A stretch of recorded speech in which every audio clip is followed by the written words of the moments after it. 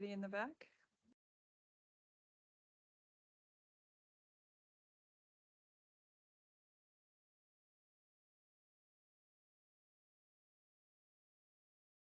Morning, Linda. Morning, Val. Come on in. We are just getting started. Okay. Good morning, everyone. Today is Wednesday, April 24th, 2024, and we'd like to welcome everyone to the board meeting. We'll call this meeting to order at 9 a.m. The teleconference number is 971-254-3149, conference ID 866-914-607#. Audio capabilities are listen only and are offered on a best effort for the public. Our meeting is also live streamed, and you can join us by going online to our website and to tctvonline.com. Click on live broadcasts.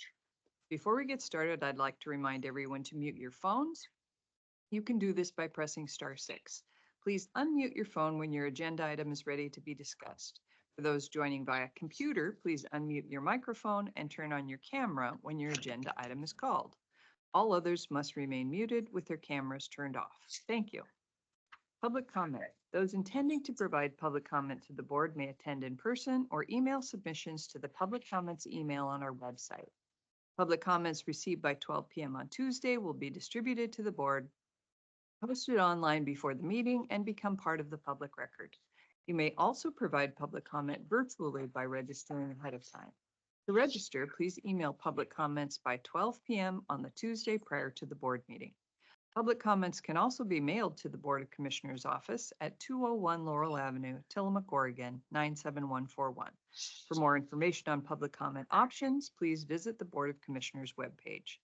Do we have anyone signed up in the room, or has anyone registered for public comment online? No, neither. Thank you, Deb. With that, we will welcome everyone, invite you to sign our guest list on the counter there, and invite you to join us in the pledge of allegiance. Pledge allegiance to the flag of the United States of America and to the republic for which it stands, one nation, under God, indivisible, with liberty and justice for all. Okay, well, since we have no public comment today and neither do we have any non-agenda items, we will move right into our presentation. I'll invite Liz Ransom to come up. Liz is the Director of Trout Unlimited, and we have a salmon superhighway presentation this morning. Good morning. Good morning. Thank you for being with us. Yeah. Thanks for having me. Okay, the floor is yours. Yeah, I'm wait for that screen to come up. Here we go. Yeah. So I'm Liz Ransom. I'm the director of the Salmon Superhighway Project. I work for Trout Unlimited. Many of you may know my predecessor, Sarah. I've been in this position for a year now, and I worked with Sarah for 2 years before moving into this position. So thank you for having me. And let's see. My clicker is not working, so there we go. So in Tillamook County, a problem that the Salmon Superhighway is looking to address is the issue of failing culverts.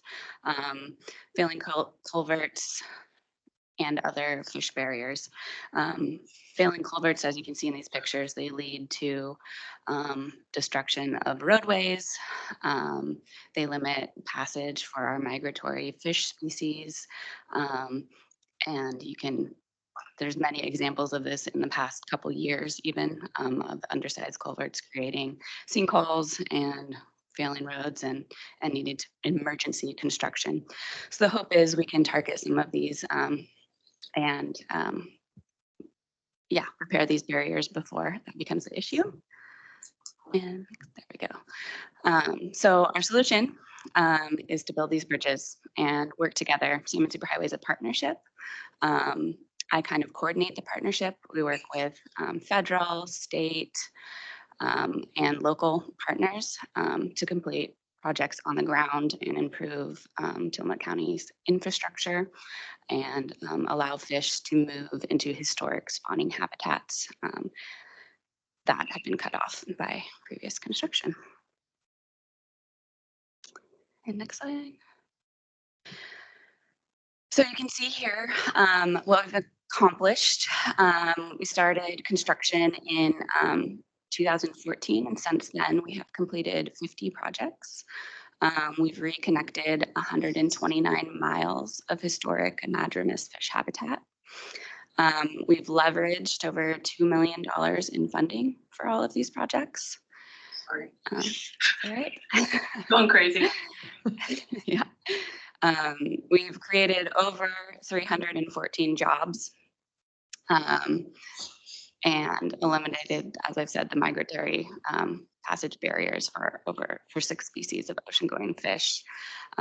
We work really hard to unite our landowners with our local, state, and federal partners.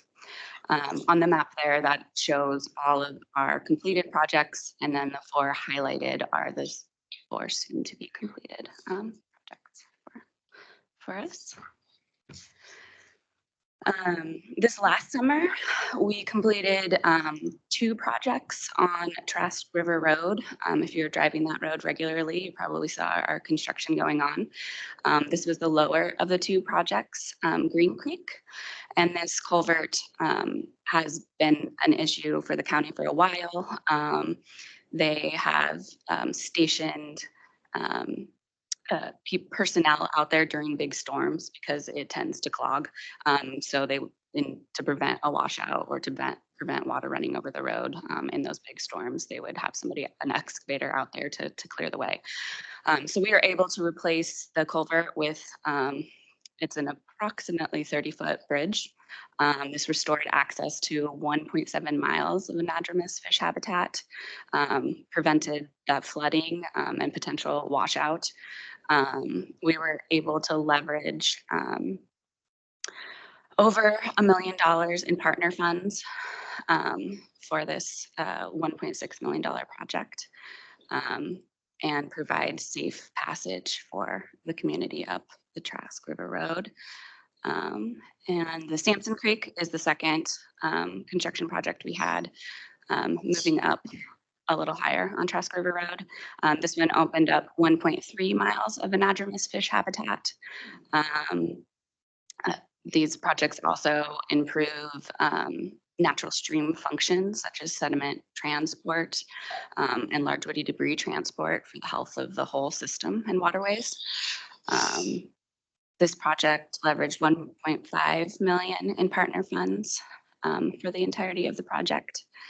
And a fun fact about this one, there's in that second picture, in the upper left, you can see a giant Sitka spruce tree there. It's a very old tree, and we were able to build a little special wall kind of right in front of it there with boulders and foliage to really preserve that tree and keep it around, something that in the past could have gone because of the construction of the bridge. So that was an exciting little fun addition to that project. And I have here just some testimony from a landowner that was a smaller project on private land. We worked with NRCS on this project, replacing an old culvert with a bridge for her farm access and everything. And he was very happy. You can read that quote there that I have, but it's a good project. All right, and now to get into a lot of numbers here. So the Salmon Super project has raised over 20 million for all of our Salmon Superhighway projects, those 50 projects since 2014. Of all those projects, 13 of those were county culverts. Most of them were replaced with bridges. And the total cost for those 13 county culverts replaced was $8.2 million. And of that 8.2 million, the county has brought in 2.8 million in cash and in kind, which is 34% of the cost of those culverts. We were able to bring the rest of those funds in with partner contributions. So that's pretty exciting. We are still moving forward. We have 3 new county projects that are on the docket right now for the next couple of years, almost ready for implementation. And then beyond those 3 projects, we have 4 more in different stages of development to following those 3. And of all of those projects, we currently have 5.7 million secured for moving those forward, and a lot of grant applications in addition to that to move things forward. And next slide.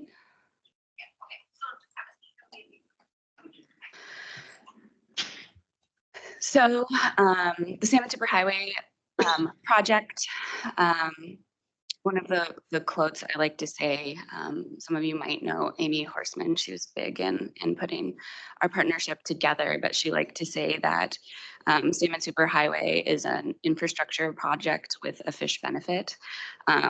So we do a lot to improve the transportation infrastructure throughout the county. We remove deteriorated and undersized culverts, which reduces the risk of catastrophic failures. Green Creek being a good example of what that looks like and what we were able to do. The upgrades to stream crossings accommodate high flows. So often the pipes that were previously put in are for like an average flow of what that stream would have. And we know that our systems are flashy here. And our bridges are all built to accommodate an 100-year flood. These projects reduce the maintenance for road managers and keep our industry and economy moving forward. Right, and so with that, there's also benefits for our fish and our salmon that we love so much. We restore this natural stream function, so the whole system can be working together. A lot of this is the movement of sediment, bed load, wood, nutrient transport, creating a diversity of spawning and rearing habitat. So often, even different species of salmon need different things to spawn and to rear, and having more habitat available for them gives them those options. Some of what they're looking for too is cold water refugia in the summer months when it might be warm. We open up more of that habitat so they can get to those colder reaches to make it through the summer. It's also velocity refugia. So in the winters, when we have the high flows, they can find these little channels and little side, even beyond our channel, that can open up passage to, you know, little ponds on the side or whatnot that they love to hide out in winter months. And ultimately, we're maintaining our migration corridors, fish and wildlife.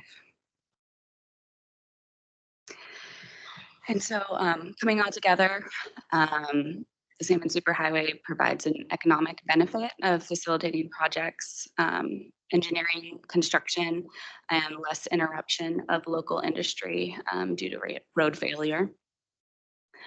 Our partnership format helps solve a lot of the funding issues around a lot of this. We're able to come together as a team and see where who can best apply to funding, whether we're looking at it more from an infrastructure side or a habitat restoration side, where we can bring those funds in for the benefits of all. And together we've created a successful projects and partnerships that have brought strong momentum to the local, regional, and national support and recognition. I am continuously hearing from partners about how Salmon Superhighway is a conversation in rooms, not only when we're applying for things, but sometimes when we're not. It's an example of working together and teamwork, and yeah, the benefit of everybody. And this is just a list of some of our many partners. You can see on there, there's a state, federal, local, and NGO partners. So moving forward, we currently have over 20 projects in various planning stages. Some of our projects are easy to turn around in a couple years, and some take a lot more planning. We have 2.1 million in pending grant applications currently, and that's on top of the, it was over 5 million that's already secured for future projects. The Infrastructure Investment and Jobs Act and the Bipartisan Infrastructure Law have brought in 2.8 million of that funding and continue to provide funding for opportunities that Salmon Superhighway can leverage.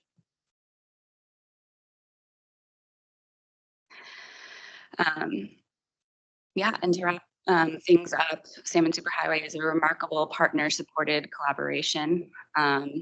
We have the support of the community, our participating landowners. We have our local merchandise purchase and an excellent reputation. We continue to work to leverage the funding opportunities that arise, always looking for new solutions. We have ongoing work to deliver ecological and economic benefits to Tillamook County. And I wanted to thank you commissioners for your support and everything you've done, the letters in the past and everything. It makes a huge difference. So thank you very much. Yeah, and that is it for me. Thank you, Liz. Mhm. That's a great presentation. I really appreciate it. Yeah. I'm going to invite my fellow commissioners to ask questions, make comments. Thank you, Commissioner, and thank you also. I happen to be the current liaison to this group, and I will tell you, you go back about, I don't know, 10 years or more when you were founded. Commissioner Labhart, who then was sitting up here, well, actually upstairs, but in this building, asked me if I would be on your group and help it move forward, particularly in South County. And I said, sure, I'll see what I can do. And I went to, I think, 2 or 3 of the meetings. And at the time, I thought, well, this is a group of extremely smart, well-intentioned people, but they're trying to change the world. And I'm afraid they're going upstream, almost literally, figuratively, that nothing's going to get done. And I also was running my business at the time and had several other commitments and sitting on a few boards. And so I stepped down and I thought, well, these people, you know, they've got a great idea. Things are going to, lots to talk about. They enjoy being together. But I would give them maybe 18 months until they burn out and disappear. And boy, was I wrong. And I will say that on TV and on the record. This group got some legs and you got support. And when I was at your annual meeting, I don't know, 6 weeks ago, whenever, the room, I think there were probably 40 people in the room, and it represented a lot of federal agencies, the county itself, a number of state agencies and others. And I looked back and I thought, you know, if ever there was a group that came from the grassroots and managed to go twist arms and do whatever you have done and pull together, and more importantly, not give up, you're it. And so what you've done and what you're going to do and how it's all happened, this is a remarkable success story. And so my hat is off to you and all of the people who've stepped up and done this, because I like to fish and I've been fishing ever since I could almost walk. And the salmon, and not only salmon, but steelhead and all the other anadromous fish and fish and creatures that we have in our waterways, it's pretty difficult to do what they do if you can't get around. And so you slowly and methodically made that work. And so, as I said, congratulations to you. And this is if there ever was a grassroots organization that has a success story and a continuing success story, they're sitting in front of you and lots more. So thank you very much. Thank you. Sure. Thank you, Liz, so much for the presentation. And the Salmon Superhighway is such a crucial partner across Tillamook County, for Tillamook County and among the conservation organizations that are here. You know, as you talked about, we've replaced so many of our culverts. I think you said 13 culverts with bridges in the last 10 years. And that is huge. And we've only, as a county, had to pay 30% of the cost related to that. That's phenomenal, because you can absolutely be certain if we had to pay 100% of the cost for each of those projects, we would have done 2/3 less projects, right? I mean, we just don't have the resources. And the fact that we can really tie together the conservation, the fish habitat with our needs for our transportation, or it's just a phenomenal partnership that way. So I really appreciate all the work that's done. I appreciate your leadership in coordinating that. I'm sure that it is at points like herding cats, because we do all have different needs and different priorities that we're trying to manage and meet. And your job's to bring everybody together and say, this one, we're focusing on this one, right? And then we'll go to that one, and then we'll go to the other one. So I do just greatly appreciate your work. And as Tillamook County is looking into the future, and we're looking at the biological opinion that is coming down, that is going to challenge us as to how we ensure that we are taking the best care that we can of our fish habitat. I have no doubt that the work of Salmon Superhighway that has occurred and what will continue to occur will be beneficial for us as we really work to figure out how we're going to work inside that structure. Being able to show this kind of work is vital. So thank you so much. Appreciate it. Mhm. Yeah. I'd like to invite Chris Leahy to say a few words. Oh, He there is he our is. Director of Public Works. Thank you, Commissioners. The number of 33% is a little misleading because that includes the staff time associated with doing that. We have actually built some bridges with zero cash contribution to that. We've had some where we've had a higher cash match where we were not able to acquire federal funding or state funding for this, where we ended up paying quite a bit more. Your average is probably closer to sub 10%, which is less than we would pay if it was a replacement of an ODOT bridge. So the number's a bit skewed. We are doing things, so Green Creek, Liz had mentioned Green Creek Bridge. We had a couple years back where we had a storm blow up Trask. So Green Creek Bridge is the one that's just directly adjacent to SC Paving and their approach going into it off of Trask. We had a couple of winters back, we had a storm blow through there, and quite literally, we parked an excavator at that location over a 48-hour period. It was constantly there so we could continue to move the gravel out of that location to allow the water to flow without going across the top of the road. This is a project that we would not have received any state money, no ODOT money. ODOT doesn't fund culverts. And the only way we were able to replace that structure was through this partnership with Salmon Superhighway. It has gotten to the point we received $2.5 million of the NOAA, NIMS, National Marine Fisheries group, 2.5 million congressionally directed spending. So it was basically earmarked directly towards Tillamook County. And that was because we just mentioned the word Salmon Superhighway, quite frankly.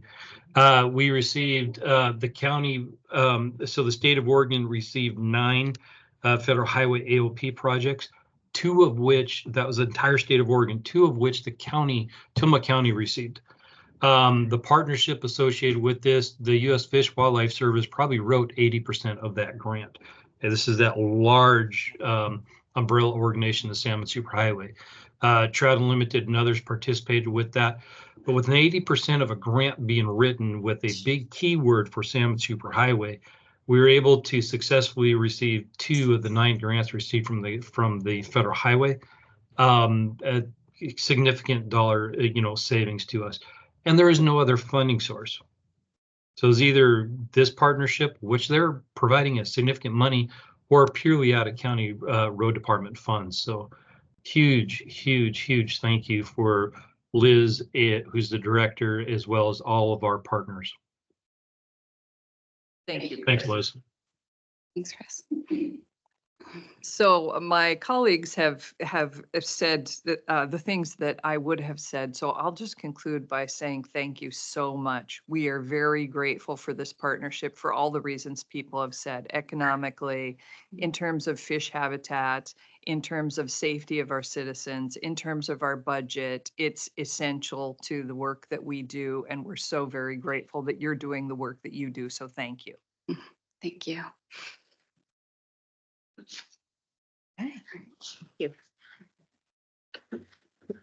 Right.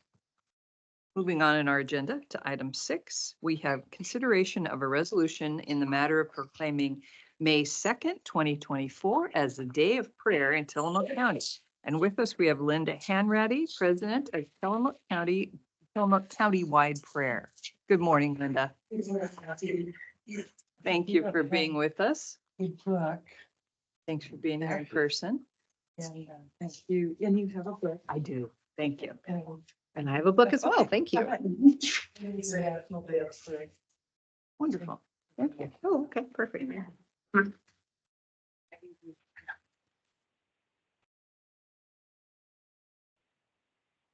I'm Linda Hanratty, and I am the president of the Tillamook Countywide Prayer Team. We've been here since 1997. And even before that, we were doing National Day of Prayer in Tillamook County. I think this is our 38th year of programs ever at the county level. And May 2nd, this year is going to be another one. And we will be lifting up the issues that concern our county. We're non-political, but we are here to bring blessing to the various parts of our culture that struggle and the ones that are already blessed.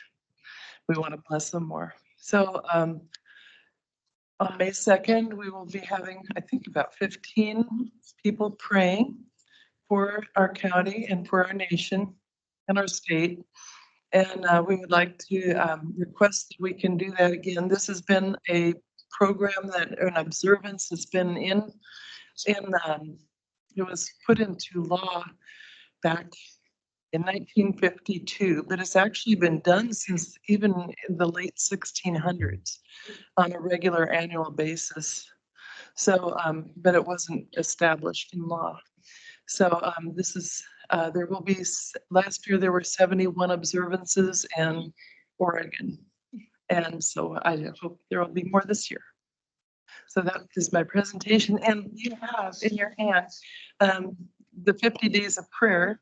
We've been doing this since 2006, every year. And we pray for all of you by name.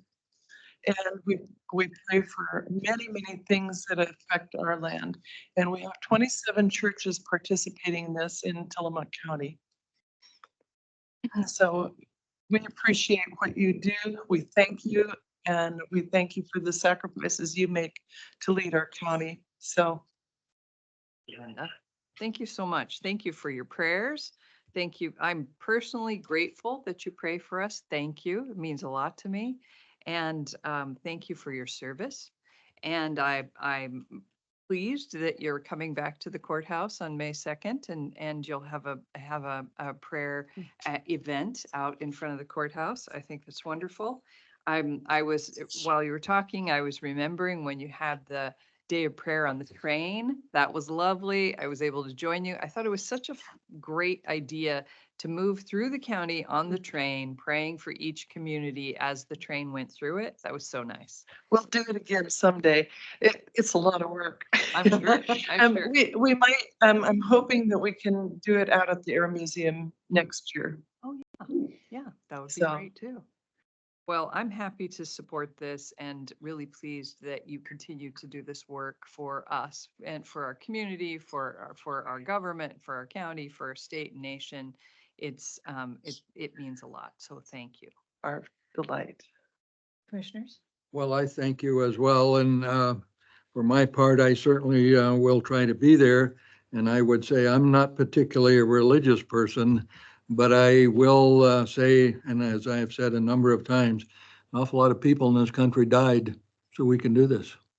That's So I'll be right. there. Thank you. Thank you.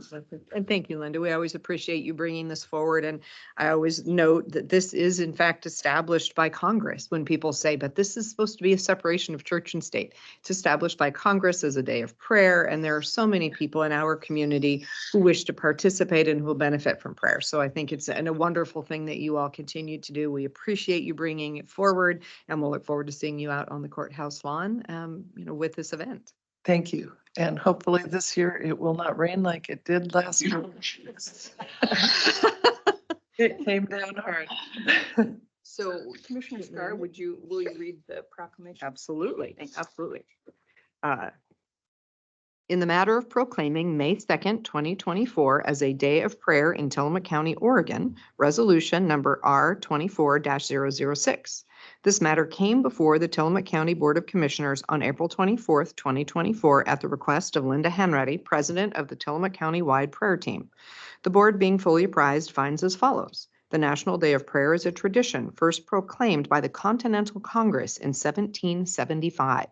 The National Day of Prayer was established as an annual event by a joint resolution of Congress in 1952 and signed into law by President Truman. The law was amended in 1988 and signed by President Reagan, designating it as the first Thursday in May each year. The Board of County Commissioners is grateful for the ecumenical work of the Tillamook County-wide prayer team in bringing Tillamook County citizens together to pray for our county and its citizens, the state, and the nation on this National Day of Prayer. Now, therefore, let it be resolved that the Tillamook County Board of Commissioners hereby proclaims Thursday, May 2nd, 2024 as a day of prayer in Tillamook County and invites citizens to observe this day in ways appropriate and significant to their personal practices of faith. I move approval of this resolution. And I will second. We have a motion and a second. Any further discussion? Hearing none, I'll call for the vote. All in favor signify by saying aye. Aye. Aye. Motion passes. Thank you Thank so you, much. Linda. You on the section. All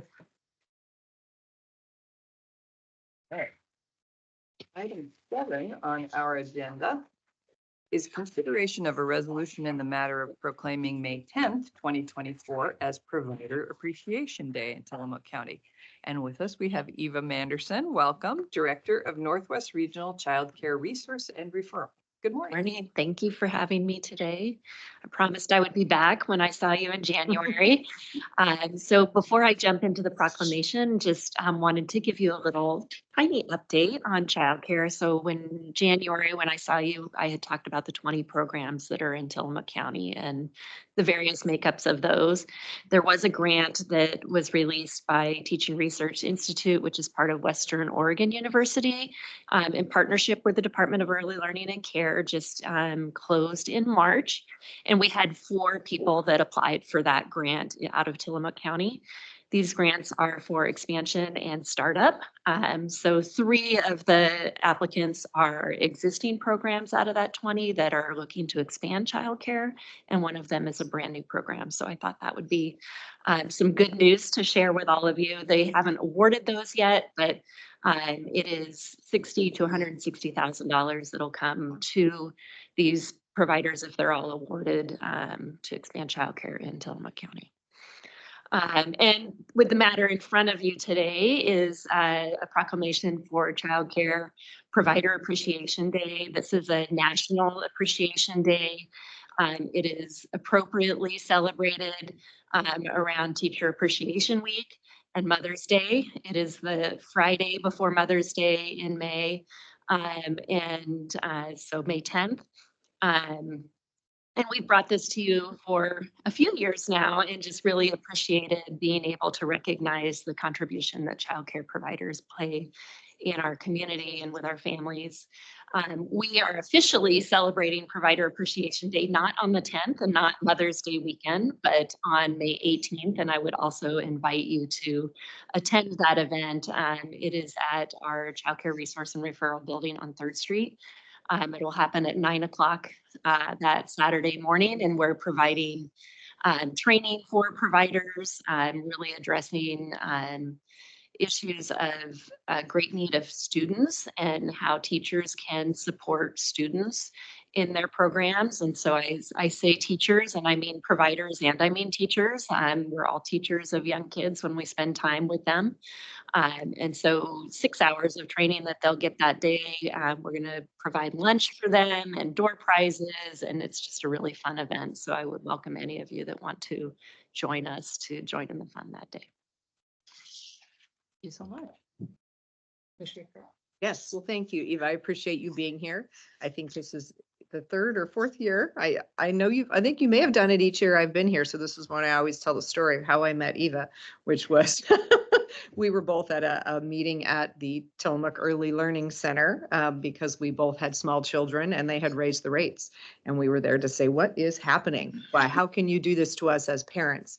And of course, when you go in unhappy, you often come out a board member, which is exactly what happened to Eva and I both. So we met as we served on the board of the Tillamook Early Learning Center, and that, well, our daughters are both 19 and away at college in their freshman year. So that tells you a little bit about how long ago that was.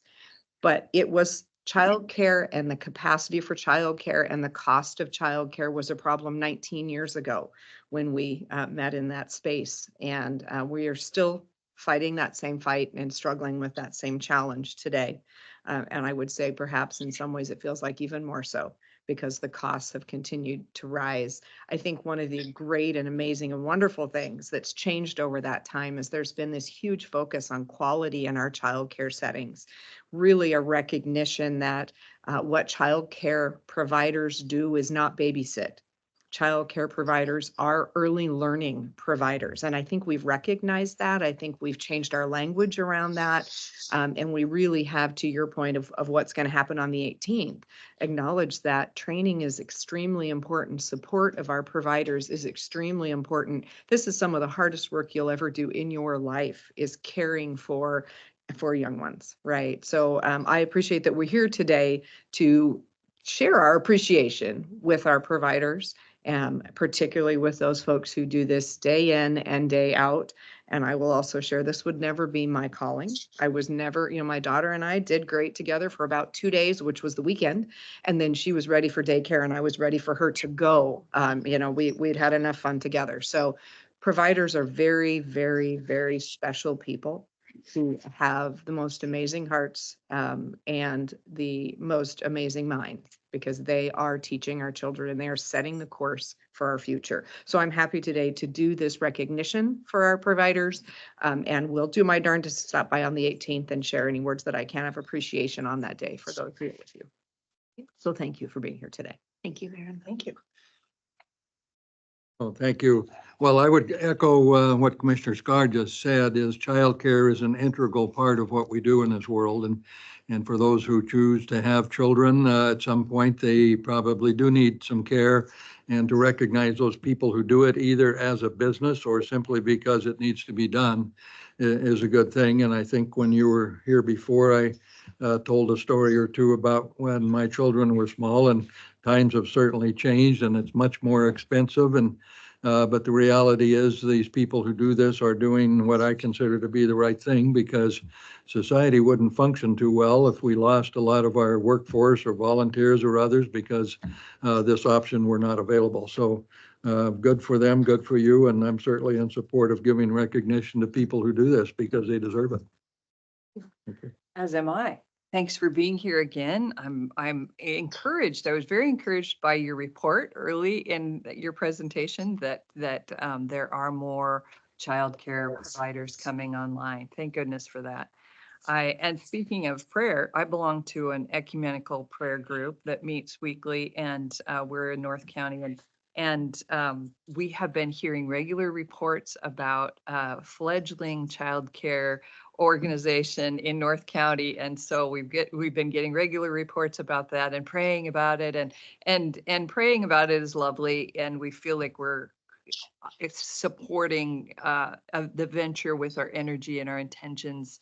And you are doing the work, it comes together so I'm very grateful that the work is happening in our community for more opportunity for childcare, because we certainly need it. And it wasn't very long ago that the lack of childcare was identified as a primary problem, a serious concern in our county, and still is. But it's so encouraging to see movement, and so to see us heading in the right direction. So I agree that people who do this work and do it well are just a tremendous asset in our community, and I'm happy to acknowledge them, recognize them, and thank them. And I thank you. Thank you. Let me add one more thing that Please.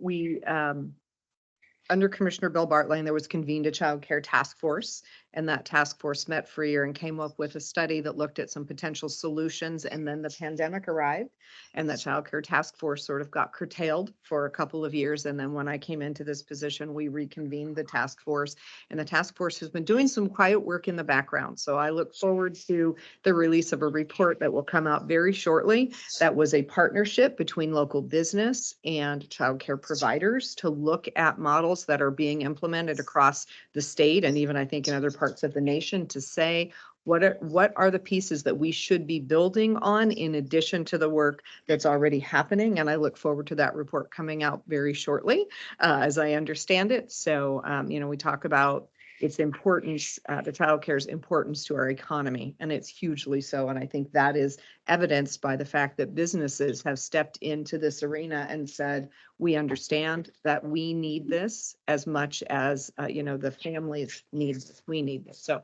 excited to see that report come out and to be able to begin to look at the solutions proposed to see where we might start working. So thank you. Thank you. Would you like to read this? I resolution would off? be happy to. Okay. In the matter of proclaiming May 10, 2024 as Provider Appreciation Day in Tillamook County, Oregon, Resolution Number R-24-007. This matter came before the Tillamook County Board of Commissioners on April 24th, 2024 at the request of Eva Manderson, Director, Northwest Regional Child Care Resource and Referral. The board, being fully apprised, finds as follows. Child Care Aware of America and other organizations nationwide are recognizing child care providers on this day. Child care provides a safe, nurturing place for the enrichment and development of millions of children nationwide and is a vital force in our economy. The pandemic illuminated how indispensable child care providers are for the well-being and economic security of Oregon's young children, families, and communities. Child care programs, which are mostly small businesses run and staffed predominantly by women, are still recovering from health and financial hardships stemming from the pandemic, while they have continued to meet the needs of families.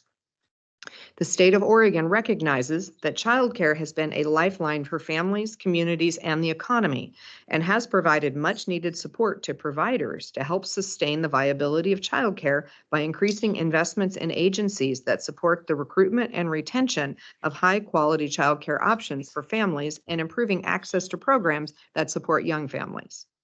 Our future depends on the quality of the early childhood experiences provided to young children today. Support for high-quality childcare represents a worthy commitment to our children's future.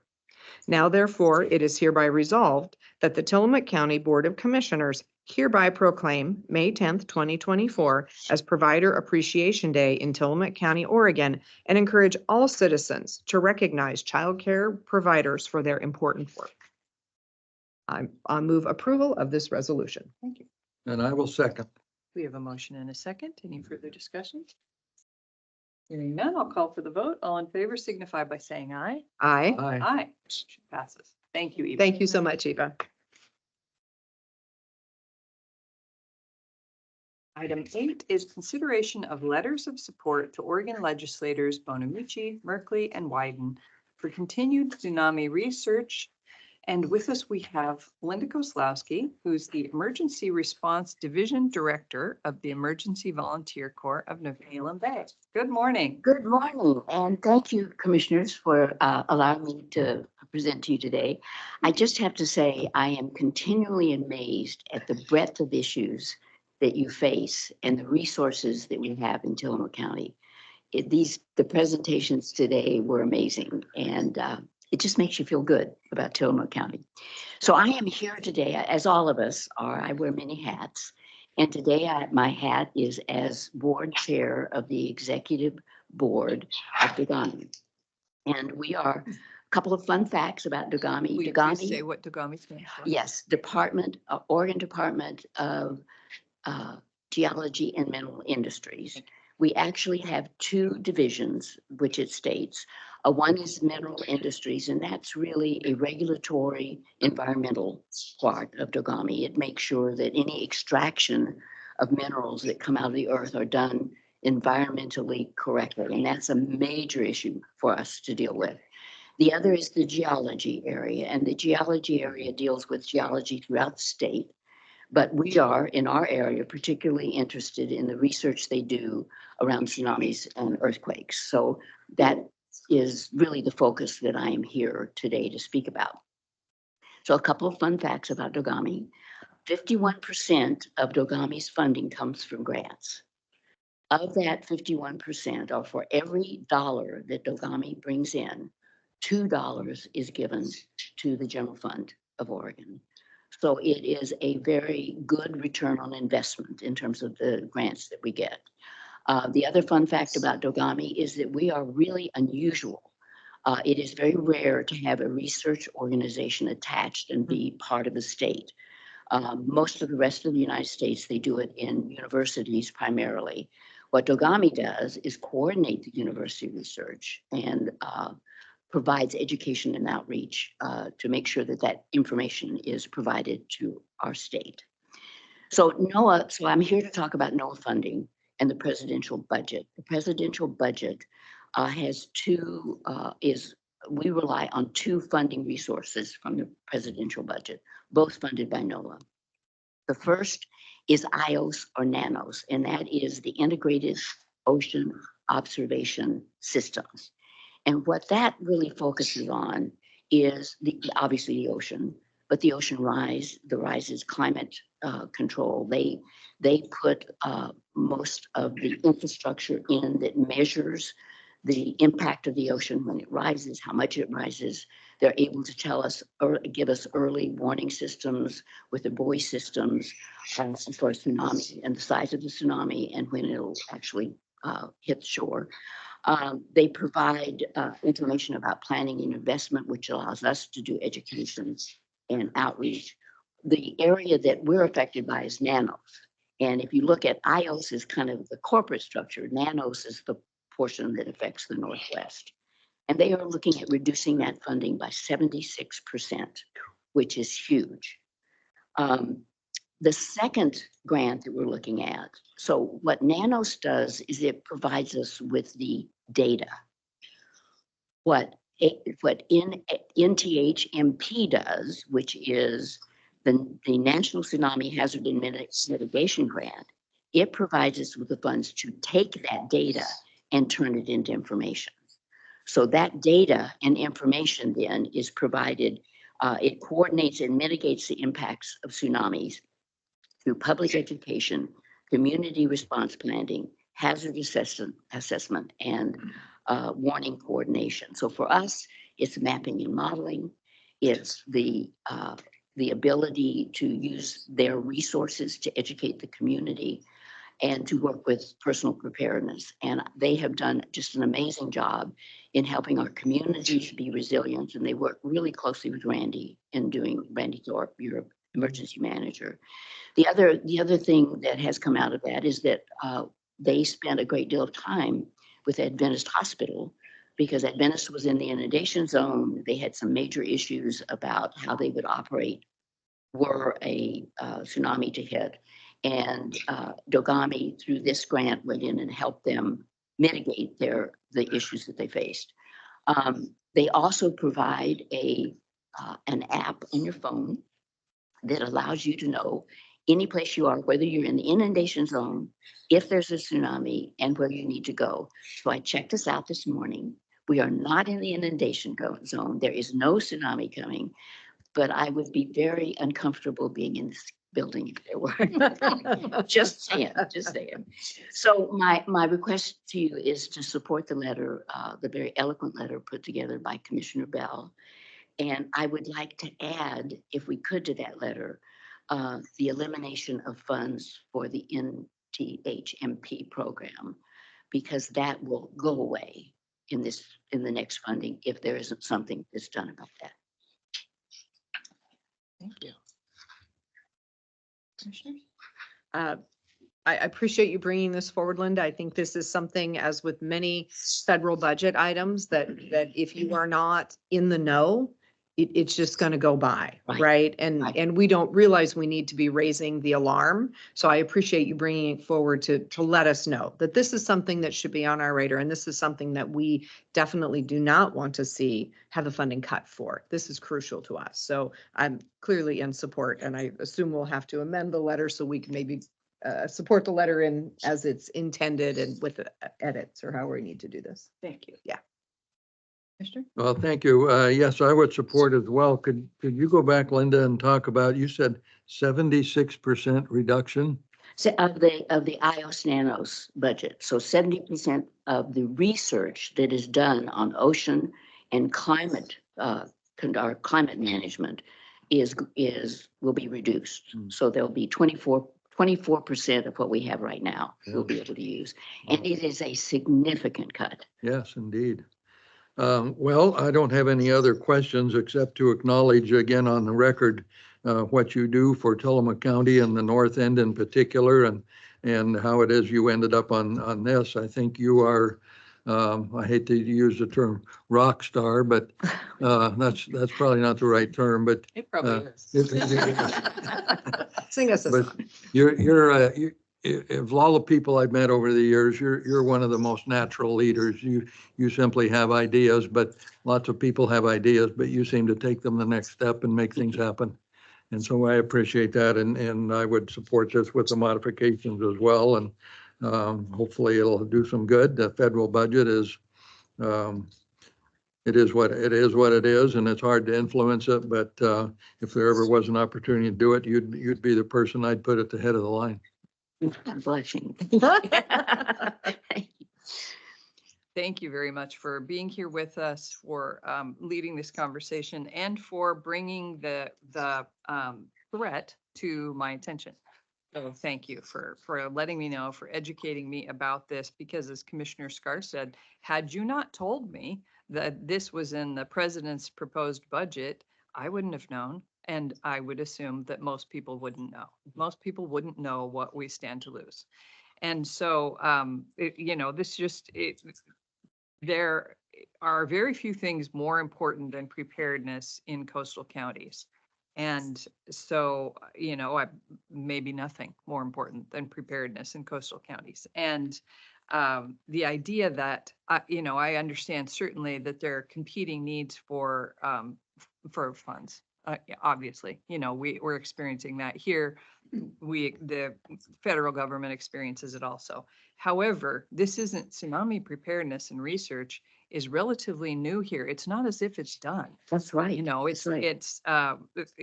we continue to have the need. It isn't trending, it isn't like, oh, well, we're over that and now we're ready to move on to something else. So it's essential to our well-being currently and in the future to continue to have this work done so that we can prepare to the best of our ability. And so I was glad to write the letter. I'm very glad to. Later today, Congresswoman Bonamici is visiting us, and we can talk to her about it in person. We can hand her the letter in person. That'd be great. And so, and also, the addition to the letter that you just talked about, the elimination of funds to the NTMP program, I'm happy to write a little paragraph about that, to add it in. And that's the National Tsunami Mitigation Program. Hazard mitigation program. Okay. I'll be glad to send you I'll email you some just kind of data points if that would Terrific. help. Yes. And is that funding tied to this iOS funding, or is it separate? It's separate. Okay. So there are two different funding sources. The iOS is cut by 76%, and the NTHMP Okay. program is eliminated totally, Oh, wow. which Okay. is Dreadful. frightening, Yes. very frightening. Yes. So if my fellow commissioners concur, we can pass this as with the proposed amendment, and you can send me a paragraph and we'll add it. We'll add it too. Will that work? Great. Okay. Okay, perfect. Well, in that case, Madam Chair, the consideration of letters of support to the Oregon legislators, Bonamici, Merkley, and Wyden, for continued tsunami research as amended, I would move approval. Second. We have a motion and a second. Any further discussion? Hearing none, I'll call for the vote. All in favor signify by saying aye. Aye. Aye. Motion passes. Thank you. you. Thank you for your so time. much. Madam Chair, before she leaves, may I ask another question? Some time ago, I heard, and maybe I've got this all wrong, but I was at a meeting where Dogami had some presence as well. And they were at the time, if I have the right agency, and I think maybe the U.S. Forest Service and also Oregon Department of Forestry were working, and they were doing something to tie mountains and a whole series of things together, primarily for wildfires, but in the event of tsunamis and things that may result as following that. Is there something in place for that still, or do you know? Yeah, that is still clearly a focus, and it is for fires and landslides. Yes. So they continue to do mapping for mitigation on landslides, and then they work with the forestry department to make sure that the tree, and I'm not quite sure how to say this, but that the landscape is not diminished with trees, and that helps prevent landslides. So it's very important after wildfire, and it's been a huge focus over this last year. Thank you. Thank you for the question. Thank you. And thank you for your service, Linda. Okay, item 9 is consideration of an order in the matter of changing customer and franchise rates for municipal solid waste, yard debris, and commingled recycling disposal at the Tillamook, Manzanita, and Pacific City transfer stations. With us, we have Justin Weiss, the solid waste program manager. Good morning, Justin. Morning, Commissioners. Happy Wednesday to you all. And to you. Thank you. So yes, today we have a proposal in front of you for rate increases across municipal solid waste category, yard debris, commingled recycling. So anything we charge per ton, we're proposing a $3 increase. That comes out to about a 2.24% increase compared to last fiscal year. And as you may remember, a few weeks back, we did approve Don G. Averill recycling tonnage increase of $2.33 per ton, about a 3% increase. So we're raising the rates to kind of match what we're expecting in terms of expenditures with garbage going out. And this would be, again, for the franchise rates, the public hauling rates, $3 increase. We left the minimum fee at $25. So anyone who's bringing in small amounts of garbage would still be paying the same minimum they have over the last fiscal year. The increase would just kick in once they pass the 180-pound threshold. So we'd be increasing the cost to larger quantities of self-hauler garbage coming in. And again, the impetus behind this is to kind of keep up with inflation. The contract for Don G. Averill recycling is tied to CPI and inflation. And so we had that increase there. So this increase in rates would help us cover that cost, that expenditure. We're seeing decreases in revenue from declining garbage. Unfortunately, a lot of our revenue stream is tied to garbage disposal. And so we have to maintain that fiscal balance to maintain our financial solvency. So this will also help us in terms of keeping up with expenditures. We also don't want to have to let any staff go. And in terms of declining revenues, that was a possibility. So we'd like to keep our staffing, and we built in some extra money for a part-time code enforcement officer, which we've been working with Sarah Absher with community development to figure out how we can work together to co-fund that. And that's included in this rate increase, as well as a potential internal promotions to move people into more middle management, help with logistics, and kind of help me manage all the daily tasks. So that's all built into the $3 2.24% increase that we're proposing here today. So happy to answer any questions if you do have any, Commissioners. Thank you, Justin. Well, I'm curious about something you just said about decreasing garbage revenue. I'm wondering, do we understand why it's decreasing? Certainly people aren't producing less garbage. Did we have a bump during COVID where people were purging and now we've gone back from that? So please speak to that if you can. Yeah, you're correct. The COVID bump. So in fiscal year 1920, we saw about just 29,000 tons of garbage coming in. And then 2021, when COVID kind of really took off, we went up to about 32,000 tons of garbage. So that's about 11.5% increase. So quite a jump for 1 year. And then since 2021 and 21-22, we saw a 1.5% decrease. And we saw 3.7. So we're projecting a 4.4% decrease in garbage tonnage for fiscal year 23-24. So yeah, I think people are getting back to normal. No more spring cleaning or all that free time at home to clean out the closets and do those projects. So we are seeing that. And again, I mentioned a couple of times the Recycling Modernization Act kicking in July of 2025, and that's going to really reinforce recycling, help cover some costs, connect us with markets to move more recyclable materials. So I'm hoping that can generate a little bit more revenue and solvency for the recycling portion of our efforts, and that could alleviate some of this pressure here where we rely so much on garbage in, garbage out for financing. So yeah, we're seeing the COVID bump really decreasing and adjusting accordingly. Thank you, Justin. Commissioner? Thank you. This happens to be one of my liaison groups as well, and I have attended several of their meetings, including what I would consider a pretty detailed, lengthy, hard question discussion session on the budget. And I have read through their budget, and it makes perfect sense. And I think, Commissioner, as you inquired, there was a bump during the recession, and it was perhaps getting back to normal in some form. One of the bigger issues that I think I mentioned on the previous presentation from Justin was the potential closure, not even potential, of Coffin Butte in the Corvallis area, which is where the major landfill for all of what comes out of Tillamook County, as well as certain other locations. And maybe I'll ask him if there's any late news or late breaking news on that.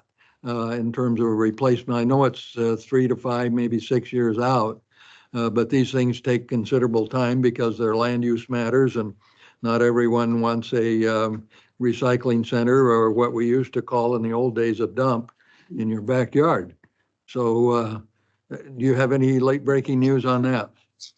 Yeah, Commissioner Olson, no late breaking news, unfortunately. I did talk recently with Don G. Averill Recycling, Aaron Averill, and we just kind of talked it through a little bit. What are other options in terms of disposal and distance and such? And yeah, I'm hoping in 2025, like we all mentioned, garbage, we tend to produce a lot of garbage as a society. And so relying on the Recycling Modernization Act to really take a huge chunk out of the waste stream and put it into the recycling stream would be fantastic. I'm sure it won't be as seamless as that. We're still going to be having to handle a lot of garbage, but I'm hoping that recycling will alleviate a little bit of the influx. But yeah, I mean, I think we're taking steps in the right direction, making the producers, the manufacturers of a lot of the products more responsible at end of life. We do with paint, mattresses. So there's more of these industry, they call them producer responsibility organizations, where manufacturers are taking more responsibility for their waste, finding markets, helping us collect. And so I'm hoping that will also alleviate some of the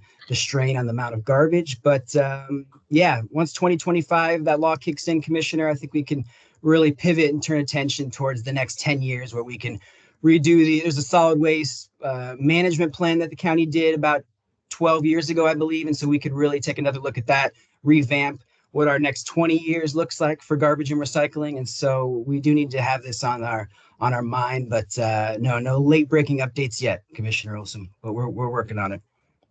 Thank you. I guess the last thing I'd point out to my fellow commissioners is the percentage increases that are being programmed in for the next fiscal year, I think, are equal to or even less than the inflation we've experienced. So there is an effort to hold the line. And as I sat through the budget conversations, I was impressed with the effort that's being made by the several parties who move this stuff around and take it elsewhere and consolidate it.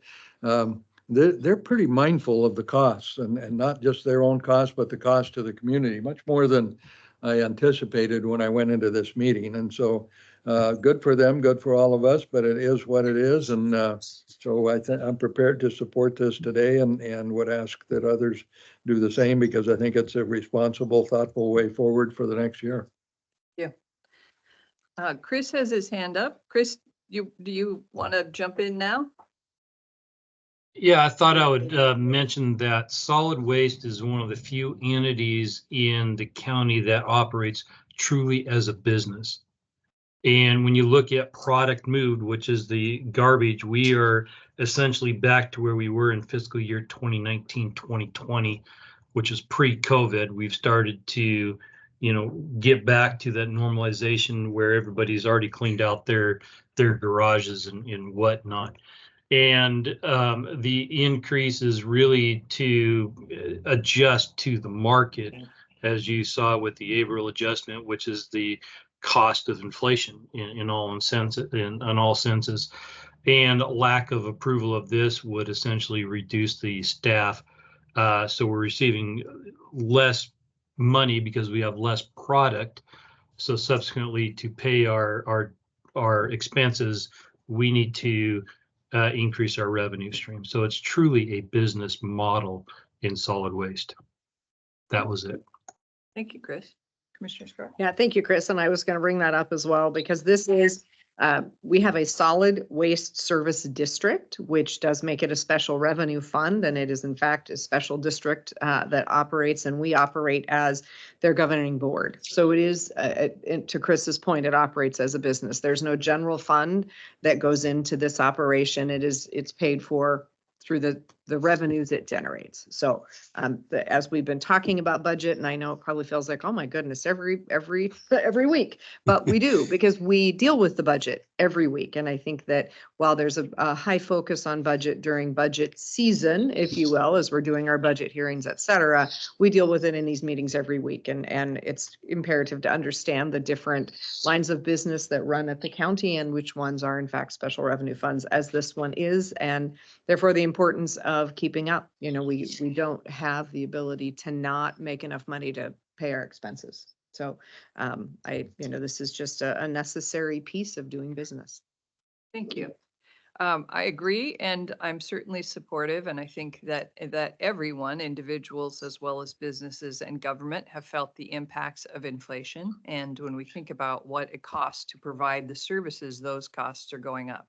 So it makes sense to raise the rates accordingly. So I think we're ready for a motion.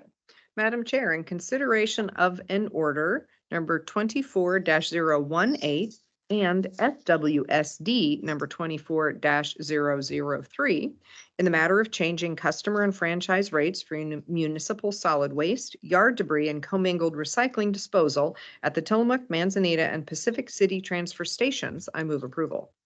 Second. We have a motion and a second. Any further discussion? Hearing none, I'll call for the vote. All in favor signify by saying aye. Aye. Aye. Aye. Motion passes. Thank you, Justin. Thank you, Commissioners. Item 10 is consideration concerning initiating Title III projects for fiscal year 2023 and 2024. And with us, we have Isabel Gilda, our Executive Assistant in the Board of Commissioners office. Isabel, you have the floor. Thank you so much.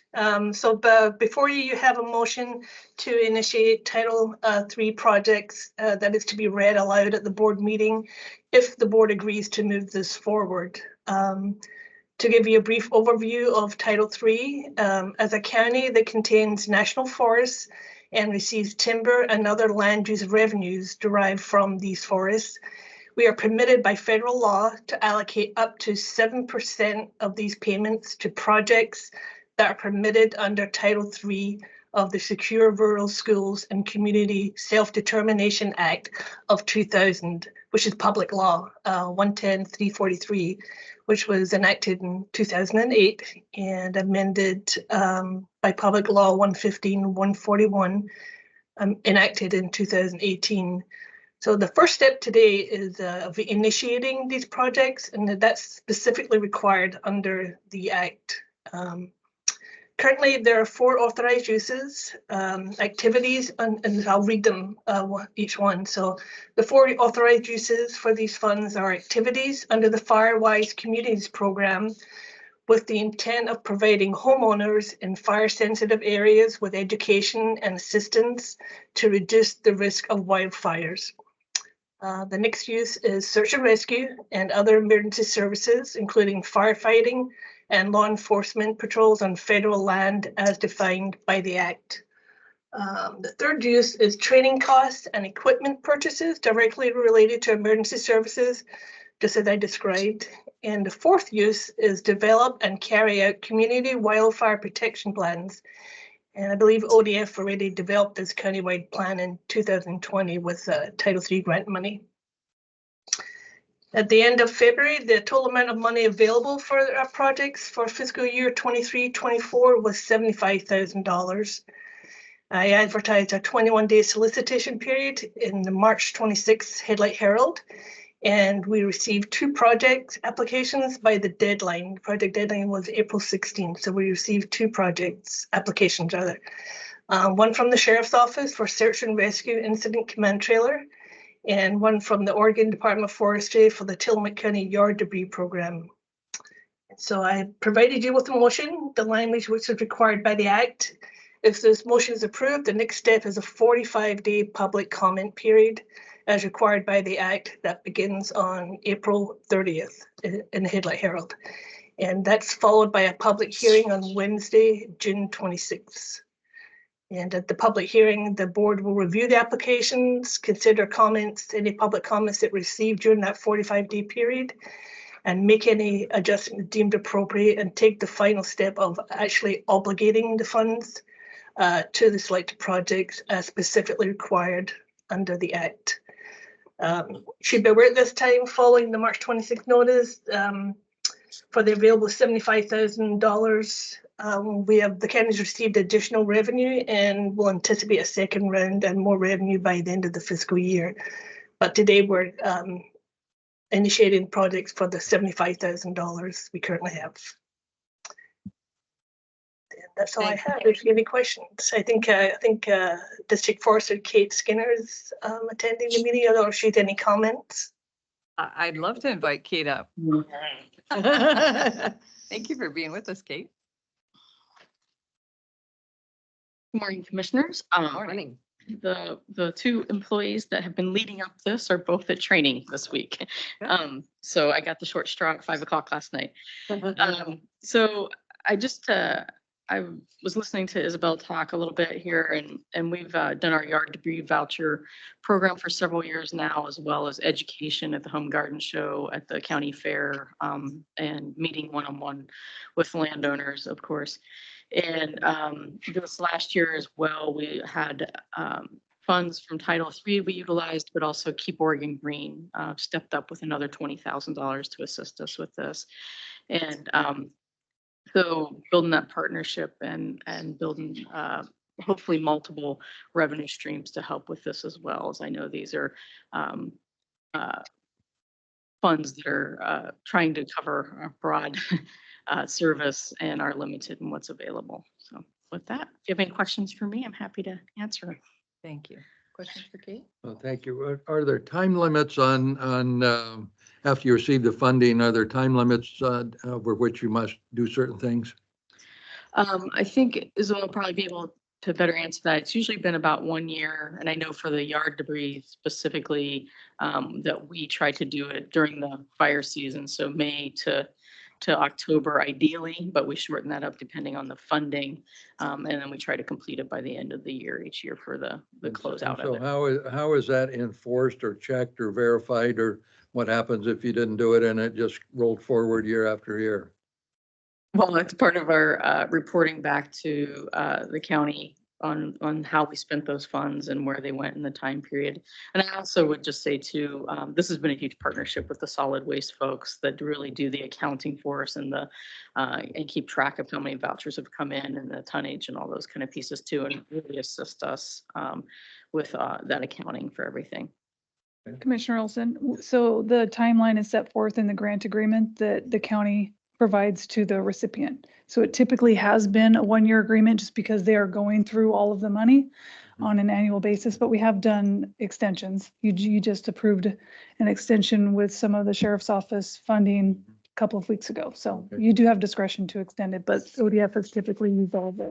It comes with a finite period to do it. Yeah, Okay. based on your discretion. Yeah, all right, thank you. I would note that Justin Weiss has his hand up. I don't know if you wanted to. Sure. Justin, would you have something you'd like to say?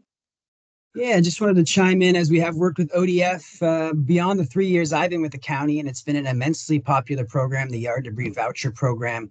We typically get February, people start calling, asking when it's going to be kicking in. It's something they expect, and they really do appreciate it. So we've been telling people, just hold on. We're working through the funding issues here, but there's really a great desire for it, appreciation. I talked with ODF at the Home and Garden Show this weekend, and we were just talking big picture and how we can make this possibly a year-round solvent program. So I love the work that ODF does, enjoyed working with them and making this popular program. And yeah, happy to answer any questions as we move through this public comment period. And yeah, it's something that we really appreciate and the community appreciates as well. So that is all.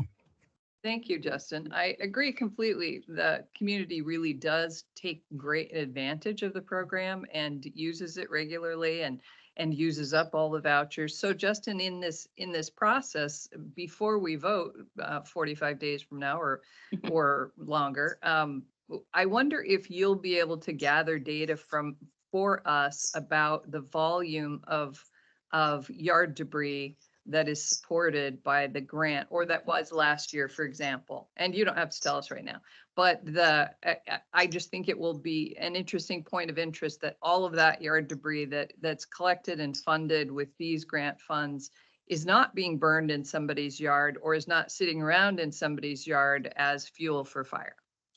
If I could add to that as well, it also may be helpful to request both grant, both the potential recipients, thank you, to provide how they may use the funding if it's reduced because there's an overallocation requested. So if for example, if ODF is not provided the full 75,000, how would they use any reduction? Sure, thank you. Good idea.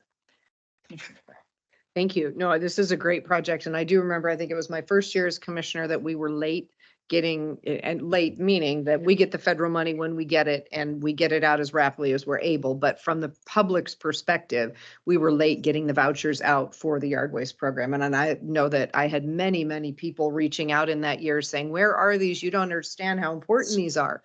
So, I mean, this is a crucial program for sure. So I appreciate the partnership with ODF and look forward to continuing that for the benefit of our residents. And I believe how it, Chris is showing us a graphic. I'm an engineer. I'm good with math. That means he can get us the numbers we need. Since the summer of 2017, the program, the tonnage of solid waste, the tonnage of yard debris brought into Pacific, Manzanita, and Tillamook is 237% increase since the summer of 2017. It's the good with math comment. Thank you. Good with math. Yeah, you were quick. You were quick on the keyboard. Thank you. Well, I understand that the process here for these funds is that the applicants, the Board of Forestry or Department of Forestry rather, and the Sheriff's Office, the applicants just apply for whatever's available. So the Department of Forestry has applied for 75,000. I think the Sheriff's Office has applied for 75,000, and that's normal. It's how it has worked in the past, and then it will be up to us to figure out how to allocate that when the time comes. And as Isabel said, there may very well be more forthcoming in this year, but it will be, advantageous for the applicants to let us know, given that the pool is 75,000, and how they would make do with less. I appreciate that suggestion. And I wonder, I saw I think the sheriff is on. If the sheriff would also like to come on and say anything about search and rescue in that application. Good morning, Sheriff. Good morning, Commissioner Bell. And I think there was some confusion on the way that we filled that out because the project that we're working on has an overall price of at least 200,000, and that was, you know, a year and a half ago, so it may end up being a little bit more, but I'm at the point where I'm trying to just continue to collect money and find these alternate sources of funds. But the idea is that you know, at least 50% of the cost of this search and rescue incident command trailer is probably going to be targeting federal or the Title III funds. But the trailer itself is going to be, like I said, about 200,000. It'll be custom built specifically for us. It'll have the ability to go off-road a lot better than the trailer we have now. There's no clearance, so that when we had, for example, the homicide up Trask last year, it took just about everything we had to be able to get our trailer up there. You know, other searches that are up in the forest area and stuff, we just need clearance. You know, we have to drag a generator out, have a cord, and it just, there's all sorts of inefficiencies to it. So having this custom built trailer specifically built for us and for our territory and the type of searches that we do will be hugely beneficial. And overall, we're pooling lots of different monies together. Title III is just one portion of it. We're going to be using a lot of funds from our search and rescue account, the Sheriff's Trust account, which, as you know, are donations, which is one reason why the search and rescue banquet, which is coming up, is such a huge part of this. So hopefully we'll be using a very, very large chunk from that. We also are hoping to work with potentially Lawrence Parks Foundation, the Bob Riggert Family Foundation, possibly like Silet's Tribe, things of those nature, to be able to pool a bunch of money together and not rely on any one specific source. Frankly, I think we're pretty close, as long as, you know, depending on what we get this round, some of the extended money from our last go around that you guys signed, as Rachel was talking about, you know, if we end up having a good round and another round of Title III funds this year, maybe we can get to a point where within a year we can start talking about, you know, putting this together. Or by the end of this year, we could talk about getting the plans finalized and starting the process of getting this going. So we're close, and there's going to be a lot of different funding sources coming in, but Title III will be a big one. Thank you, Sheriff. Any questions? Questions? Okay. Well, thank you, Kate. Thanks for being here in person. Appreciate it. Sorry you got the short straw. So I believe we're ready for a motion. Okay, well, Madam Chair, in consideration concerning initiating Title III projects for fiscal year 23-24, the Tillamook County Board of Commissioners is required to initiate any projects under Title III of the Secure Rural Schools and Community Self-Determination Act of 2000. The county received 2 Title III project applications for fiscal year 2023-2024 by the deadline of April 16, 2024. The required 45-day comment period beginning on April 30th, 2024 will provide an opportunity for public input on the projects. A public hearing will follow on June 26, 2024. At that time, the Board of Commissioners will consider any comments received, make any appropriate adjustments, and obligate the funds to the selected projects. I move to initiate the projects as submitted. And I will second. We have a motion and a second. Any further discussion? Hearing none, I'll call for the vote. All in favor signify by saying aye. Aye. Aye. Motion passes. Thank you, Isabel. Thank you so much. Okay. Now we are moving into a public hearing.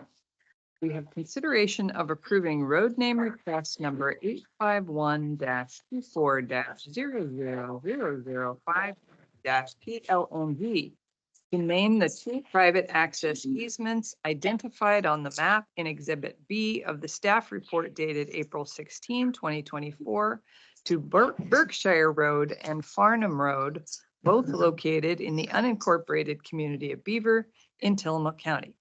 Good morning, Sarah. Thank you. Okay. Thank you, Madam Chair. I have with me Case Ruth, who is the applicant and owner. So if I could take just a moment, please, to pull up my presentation. Please. Thank you. And welcome, Case. Thanks for being with us in person. Yeah, no problem. So before you for consideration is a road name request to rename, or excuse me, to name two private easements that are located on a series of properties located within the Beaver unincorporated community. Debbie, may I please have share? I don't see you on there, It just popped on. not on my list. I'm not. No. No, okay. Well, then for the sake of time, we can just go ahead. You have your packet, so I can just go ahead and go through it. All right. So this proposal is in relation to ordinance 37, which is a county ordinance for the naming and renaming of roads. It does not, this process, as you know, is not considered to be a land use process, so we don't have all of the formal steps and processes tethered with this as we do. That is not it. Thank you, Debbie. It's fine. We're good. The board has their packet. So I am here today because Sheila Shoemaker also wasn't able to attend. As you know, she was going to prepare to speak to you today. So with this, the easements are the result of access created during Mr. Roos' process to go through land divisions, partitioning processes to create parcels within the unincorporated community of Beaver. These parcels are located almost at the intersection of 101 and Blaine County Road. And so the easement access points actually primarily come off and on of Blaine Road.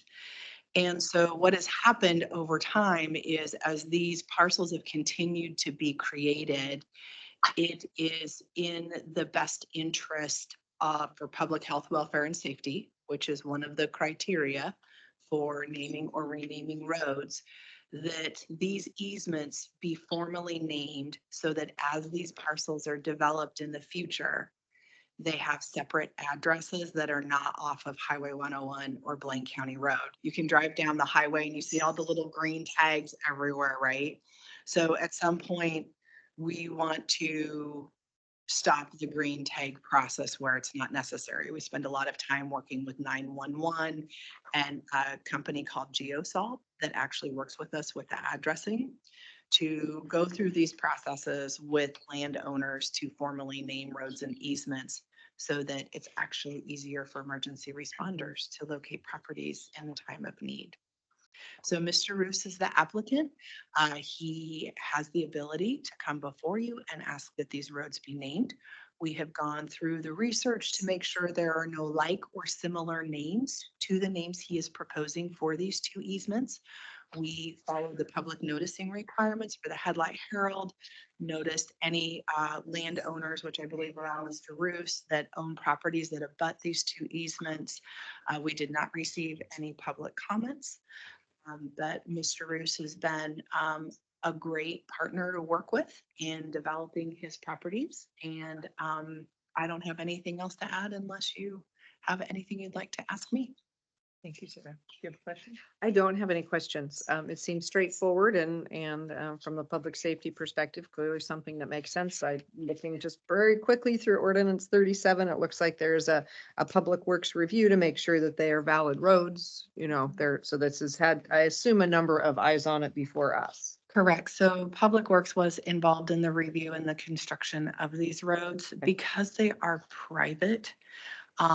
Like when we heard Doryman's Way, Cape Lookout, Lighthouse Road, those Jasper was here. There was a coordinated review process in this instance because they are private. Okay. Yes, it is just Public Works does not typically participate, but to your point, they are involved anytime something's built. Okay, thank you. Yeah. You have questions? Thank you. Only one. I have no questions really related to the process and the names. They make sense. And I would acknowledge there are a lot of unnamed roads around here. And this is probably, most certainly would help 911 and others dispatching people. Do you know, and this is just out of curiosity, the commercial companies that provide wayfinding on your little maps in your car, those kinds of things like TomTom and I think there's some others. How often do they update and come across these changes? In other words, do they sweep county records regularly, city records, or do you know, how do they do it? So I've wondered that myself, and I have two potential answers for you based on experience. One is it usually takes them about a year to get those roads mapped in like Google Maps or whatever in their database. And sometimes we actually call and let them know. So especially if we see a discrepancy on Google Maps or something like that, because we work with Google Earth and all those programs all the time, there's actually a place you can email to let them know that there needs to be a correction or something has been added. So how do they authenticate that it actually came from a governmental entity? I have no idea. So if I wanted to change Highway 101, you know, I No. can't do Hopefully that. they would, hopefully they would do some ground truthing. But, well, and to your point, even just following this process, we do send notice of not to 911 to utility providers, PUD and others to let them know that this process has occurred. Postal Service, right? Because we want to make sure everyone knows if there were other owners on these types of roads, they would have to change their addresses. So we've heard quite a few of these requests over the last couple of months. The reason why they have been quiet is because these actions have not resulted in changing people's addresses. But Commissioner Olson, if you remember East Beaver Creek Road, Yeah. several years ago, we had a full house for that. Everybody was upset because changing your address is a painstaking process. You have to change everything, including your driver's license. So that's usually what kicks up the controversy in these. But luckily, we've been trying to catch them all and be proactive. So it's been good. Thank you. That's a good question, Doug. And for Mr. Roos's information, that I live on a private road where Google Maps knows where I live, and people who are coming to visit me can get there by Google Maps, but the iPhone maps don't. iPhone maps claim that my address doesn't exist. So it's not always the same data. Yeah, it's interesting. So now, Mr. Roos, this is the point in the hearing where we would love to hear from you if you have additional information you'd like us to know. Pretty straightforward. I mean, you presented it all. Naming the roads, we're going to partition and continue to partition. So it's going to be quite a few houses up there, probably in the range on the lower section of 10. The upper section, we're probably looking at 15. And so on the long-term scale, naming the roads will be really useful. So it's not just a bunch of Blaine shoved in there. So That's exciting. yeah. Yeah, the housing, that's very exciting. Yeah, I think half of them will be rentals. So yeah. Great, Yep. great. Yeah, hopefully be good for the community. So you turn left from 101 going south, you turn left on Blaine Road, and Mhm. where is it from there? So there's a fire station there. Right across from the fire station, there's a greenhouse. We Okay. circle around the greenhouse Okay. and it's kind of just back in that field and then up on the hill there. That's great. Yeah. Well, thank you for your work on that. Yeah, no problem. Yeah, that's exciting. One more question. Please. There is something being constructed there now, Mhm. correct? Because I remember, well, I occasionally buy gas there, drive up there to see if anybody's in my fishing hole. Not always, but, and I noticed some fresh construction and homes going up. So that's what we're talking about. On That is it. Yep. And my wife and I actually just moved to, so we're eating our own cooking. So to speak. Yeah, we just moved there. Well, good. Well, I'm glad to see things happening there. And I know that when the school district sold the school, it became a bit of an eyesore. It just it Yeah, was there and wasn't really tended. There's a few eyesores there, and Mike Sheldon just put up the store and the duplex next to the Shell station. Andretti Group was looking at buying it. They didn't go for it. So hopefully long-term, there's some improvements. We'll try to do our part in the back with the residential, but yeah, as far as making Beaver a little nicer, we're hoping someone comes in with some kind of resources. Well, housing, as everyone in this room knows, housing is pretty serious need in this community. So anything that's done, regardless of who the target audience is, I think it's a pretty good thing because Mhm. there are people who need to be indoors. Yep, and we're trying to hit a lower price point too. We're not building too extravagant for the area. Plus, it's still Beaver, so. Good. Thank you. So are you the developer yourself then? Are you Yeah, doing the so building? I work with a local contractor. He's older, but we partnered with Carter. I don't know if any of you guys know him, but when he's done, it'll just be me and my wife. Yep. Yeah, well, it's very exciting. As my colleagues have said, any housing is fabulous for our community. You know, we really are looking at that. And I appreciate that you're trying to keep it at a price point, hopefully for those who want to work here and live here. So, Yeah, Yeah. and from an investment standpoint, personally, it was a combination of zoning and pricing. I mean, Yeah. that's from a private for-profit standpoint, that's kind of what we look for. And there's a lot of land in this county that's very expensive. So we were fortunate to get into this for a lot less. And our cost bases on each carried piece are way less. So we're able to pass that on. yeah, That's and great. and a lot of people want to live in that rural environment, right? And Yep. so Beaver is a great space for that where, Mhm. you know, I don't know, how big are the lots? once Yeah, we're you half break them acre out? minimum. The up Okay. above, we're gonna go probably an acre or more. Mhm. So give potentiality to who buys it, even a source of income, or if they want to build or split, they can do that. Right. We'd like to make the up above piece a little bit higher end since it's away from the road and it's on a Sure. hill. But yeah, half acre, it's a nice size lot, especially on the lower ones, it's all flat. So it's really good. It's not like you're jamming a bunch in there. Right. No, a half acre is a great size. And are those septic or is there? Septic, yep, What I yep, thought. I but didn't it know is on sewer the right there. municipal water. And the Beaver Waters had issues in the past, but they're working at expanding their capacity. So Yeah. hopefully that works out. Worst case scenario on the upper pieces, we have to service those with wells, but we'll cross that bridge. You're a brave person and we appreciate that. Well, I was going to ask about the Beaver Water District because there's been some issues in certain utilities around the county, and Yeah. I'm in the process of convening a group to talk about those things. So Mhm. did they have an SDC feed system development charge? Could you say how much that is? Yeah, it's 12,500 a piece. And so we secured for the lower section and prepaid all those fees for our build out of the lower section. It's a little unique in regards to partitioning because the lots aren't there yet. So we had to do some kind of private arrangement there, but they are limiting. I wanted to lock those up to make sure we were secure on the lower section.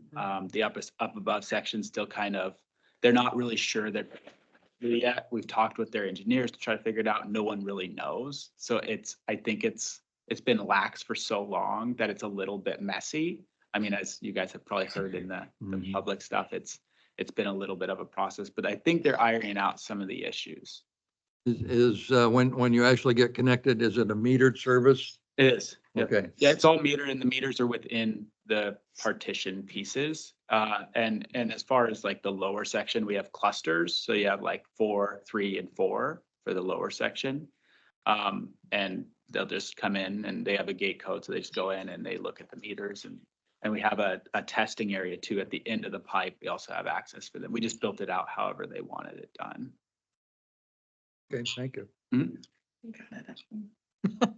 Oh, yeah, yeah. There's that. Yeah. So that lower section where the grass is cut, that's the initial, that's where and it looks like it's on house.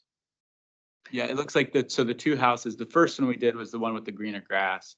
And then the second two on the bottom there, Okay. we did behind the development off of Blaine there.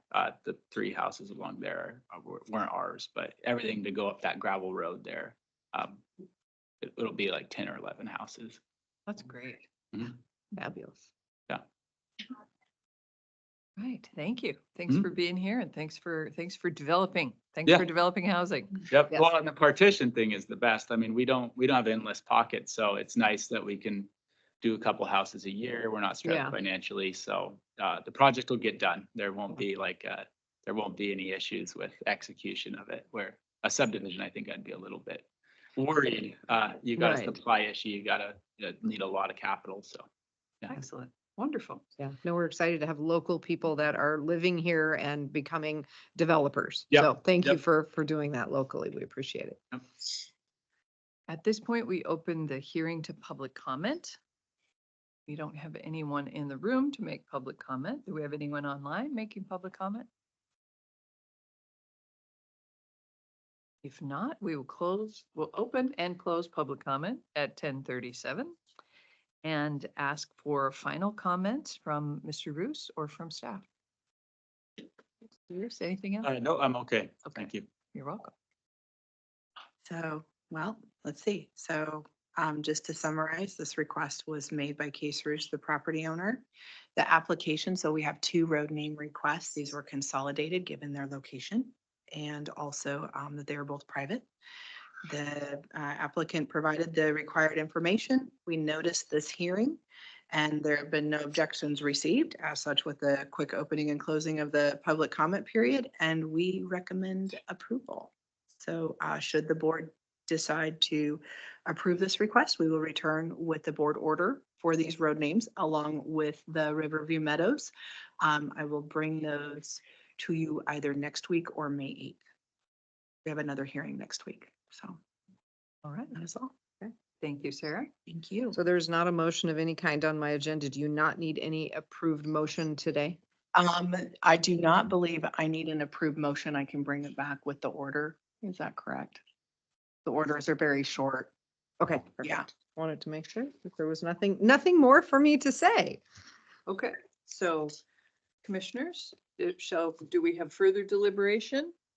Not from my end. I've heard a very positive story this morning. It appears everything is in order. So I would say keep going and get the names changed and make it happen. Terrific. Yeah, agree. As do I. Yeah, Yeah, no problem. Thank you. as do I. So you have our consensus, our support, our approval, our thanks. Thank you, Kate. My pleasure. All right. Commissioner Bell, if I may, Please. sitting in the back and listening to Linda Kozlowski speak, just wanted to also add quickly, Tillamook County was the first in the state of Oregon to develop the tsunami hazard overlay zone and the tsunami facilities improvement plans in 2019. We did those in conjunction with DEGAMI and the Department of Land Conservation and Development. It's a pretty historic step forward. If you would like some language about that to put in your letter to DEGAMI and Oh, please. yeah, just it's we have been so fortunate to have the partnership with them that we have been able to do things that other jurisdictions and areas have not. And so I really appreciate you guys writing that letter. Oh, yeah. Please send me a paragraph or so. Okay. Yeah, thank you. Thank you. Okay, well, we will close this public hearing at 10:40 a.m. and move into board concern. Commissioners? Nothing for me today. Nothing. I believe we do have a briefing this afternoon at 2, that's for sure. And several matters there that we can talk about, but nothing for this morning. Thank you. All right, thank you. I have nothing either, and so I'll read the announcements. The first being the board briefing. The commissioners will hold a board briefing on Wednesday, April 24th, 2024 at 2 p.m. to discuss weekly commissioner updates. The meeting will be here in the Board of Commissioners Meeting Room 106 in Tillamook County Courthouse at 201 Laurel Avenue in Tillamook. The teleconference number is 971-254-3149. Conference ID 866-914-607#. On our agenda is an Economic Development Council meeting this Thursday. However, that has been canceled. So if you are listening and you were thinking about going, that meeting has been canceled due to lack of quorum. So we're not going to that meeting this Thursday. And finally, the commissioners will hold a leadership team meeting, strategic plan focus area on Monday, April 29th, 2024 at 9 a.m. The meeting will be held in the Board of Commissioners Meeting Room 106 in the Tillamook County Courthouse at 201 Laurel Avenue in Tillamook. The teleconference number is 971-254-3149. Conference ID 866-914-607#. And with that, this meeting is adjourned at 10:42.